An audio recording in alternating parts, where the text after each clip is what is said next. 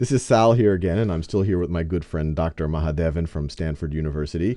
And in the last video, we had looked at adequacy of X-rays, which is for the neck, which is, is the X-ray good enough? But now let's assume we have good X-rays. Now what do we look at? The next step is to look at the alignment. So we talk about the ABCs of reading a cervical spine film, and A starts with adequacy that we went over. Yes, and the second part of A is alignment. Okay, so we're still in A. So now it's alignment. Okay, I was expecting something with a B. All right, alignment. Alignment. All right, so this looks like this is about alignment. This is about alignment, and there's 4 lines that we look at. The first is the anterior vertebral body line. Okay, AVBL right over there. Exactly, and basically what you're doing is you're trying to draw a smooth line that connects the anterior aspect, the front of all of the vertebral bodies, and it should be nice and smooth. It's usually curved, and all the points should sort of fit on that line. Nothing should be off of that line. That would suggest that there was a problem there. I see. And anterior, as you just said, means front. Exactly. Right. Okay. The next line is going to the back of the vertebral body, is the posterior vertebral body. Okay, line. so not the back of the entire vertebrae, the vertebral body, which is this boxy part right in front. Exactly. Okay, and so so the back same of this thing, connecting a line up and down, should be nice and smooth as you've drawn it, and nothing should fall off that line, though. No piece of that vertebral body should fall off of the line you've drawn. All right, sounds good. And then? The next is we connect all the spinolaminar junctions. So this is the spinolaminar line. Okay. And it's where the sort of the lamina connects to the spinous process. Spinous process. It sounds like we could make a whole video about that. Spinous process, if you look at the back of somebody's neck, are those little bumps that you can see. Oh, okay. And that's the very back So that's these end. triangular things right here. Exactly. Okay. Okay, so you're just connecting that line, the kind of the front of these triangles, the base of these triangles, so to speak. Exactly. Okay, and then the last one? And the last line is the spinous process tips. And again, we're just connecting the tip of all these spinous processes, the little bony projections you can see if you look at the back of somebody's neck. Right. And these two should generally fall in a nice, smooth curve. Right, and so the general rule, if any of these aren't aligned the way that we've drawn it here, it's a problem. Exactly. We call it subluxation or malalignment or misalignment. Okay. And these are all suggest that there is a problem there. Which is a big deal because your spinal cord is going through there. Absolutely. If you look between the two, the green and the blue line, that's actually where your actual spinal cord runs. Right down there. Exactly. Right down there. I see. So yeah, you don't want that to get messed up. All right, so let's look at a few of these X-rays and see if we can, if anything's wrong or if there is something wrong, if we can spot it. So actually, Sal, now that you know how to read cervical spine X-rays, I'm going to have you look at the first X-ray. Okay, let's see. So I'm going to get sued for malpractice. Let's see. All right, so this one over here. So let me just do the first one. Let me just go what you told me to do. So I'm going to do it the anterior side of this vertebral body. Exactly. Look, I'm learning the words too. Talking like a doctor. Okay, so I'm going to draw a line here. Okay, that looks pretty good. Yep. That looks decent. That was, I'm kind of, let me see. This still looks decent, and I don't know, that doesn't look great. Would this count? I mean, this looks like it got shifted over a little bit. I mean, absolutely.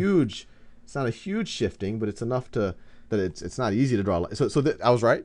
You're absolutely right. And in fact, sometimes it's very subtle, and you picked up a very subtle abnormality. But again, even though it's subtle on the X-ray, it could be serious for the patient. So you potentially save their spinal cord and their lives by picking up an injury like this. Okay, good. Making me feel all right. Very good. Okay, so that's just, it's literally something as subtle as that is what you're looking for. Exactly. Again, it should be a nice smooth line or a nice smooth curve, and as you can see at that junction, it's no longer smooth. And you don't even have to look at the other lines. You just, any one of these that you don't align, that's enough to say, hey, do something else. Exactly. And that's a great, important teaching point, which is if you see any abnormality on a plain film, on an X-ray like this, you stop and you protect their cervical spine, and then you get a more important study or a better quality study like a CT scan. Fascinating. Although if I do look here, it does look like we could have done the PVBL, and it looks like that also is a little off too. Absolutely. That one. And okay, well, let's look at a few more. Great.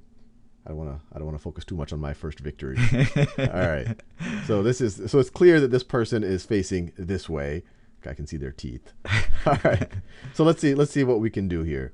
Can I give it a shot again? Please, Okay. please. Okay. So let's the AVBL. It looks pretty good. I mean, this is well, that looks close. It looks close. I agree, and it potentially again, you've got a very keen eye, and you Yes. might have picked it up, but most people might a gift, you might say.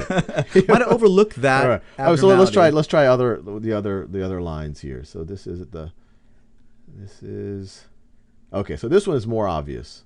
This one is more obvious that there's kind of that disconnection right over there. Exactly, and this is the PVBL, or the Right. posterior vertebral body line. You can see clearly that line is not smooth. It doesn't connect, and so there is a problem right there at that junction. Okay. Okay. All right. And so then we have this last one right over here. Let me see what I can do. Let me see. Don't want to lose my streak. All right. So anterior side. This actually looks pretty perfect, actually. And in fact, it is perfect. Okay. Let me try the next lines here. This is the posterior vertebral body line. Let me do that in a color that's easier to see. So let me do that. I already used orange. I'll do magenta. All right. So this looking okay. It looks okay. It looks okay. I mean, yeah. I mean, nothing obvious on that line. I would say, again, you've got the keen eye, but in this particular case, I'd say it's fine. It's within the normal range, as we say. Okay, and so let me do the base of those triangles. Let me do, so this is a triangle right over here. So that. And again, you want it to be a nice, smooth curve. Everything should fall on that curve.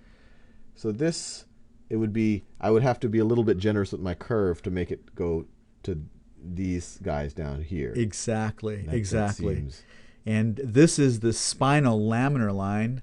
This is the third line of alignment. As you can see, to try to get those to work, you could, but they're not smooth like the other lines. And this is, again, another subtle finding, but missing this finding because the first two lines are normal could, again, be devastating for the patient. Right, right. And so you always want to err on the side of caution. I mean, if anything looks even a little bit suspicious, maybe another x-ray or...